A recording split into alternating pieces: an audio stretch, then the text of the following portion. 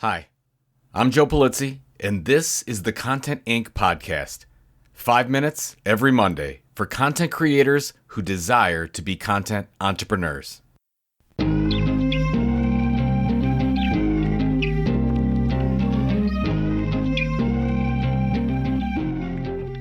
Typically with podcast ads, there's a coupon code used to track engagement. You may have noticed the Lulu ads on this podcast haven't provided any codes at all. That's because creating an account and using Lulu is absolutely free. On top of publishing for free, you're on track to earn more, as books are among the top 3 most profitable tactics to monetize your content. Turning your content into a printed book with Lulu has never been easier. Create a free account today at lulu.com.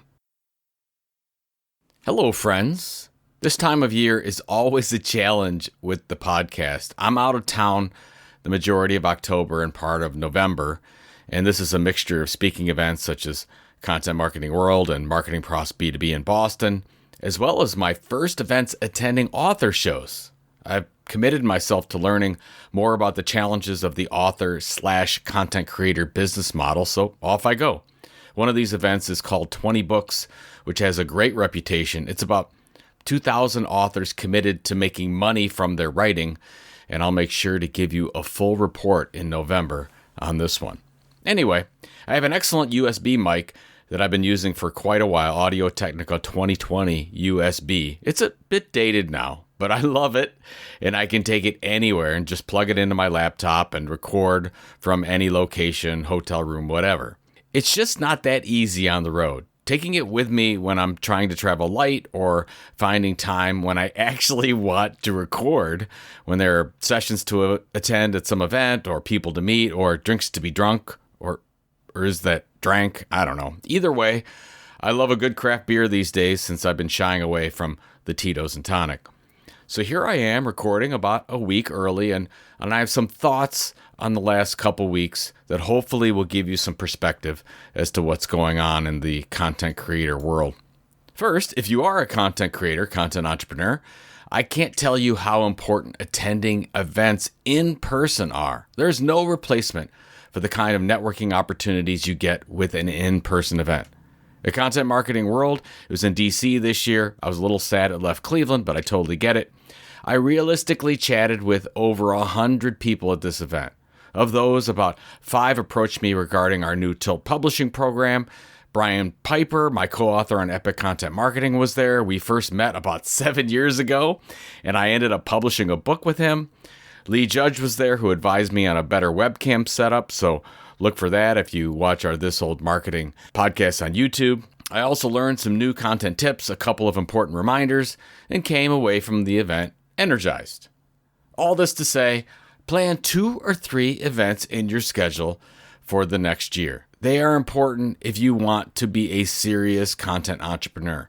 I hope you put Creator Economy Expo on your list. It will be May 5th through 7th in Cleveland, where 500 serious content entrepreneurs come together to learn and network. And sorry for the soft pitch there. Now, second, consulting fees seem to be down across the board.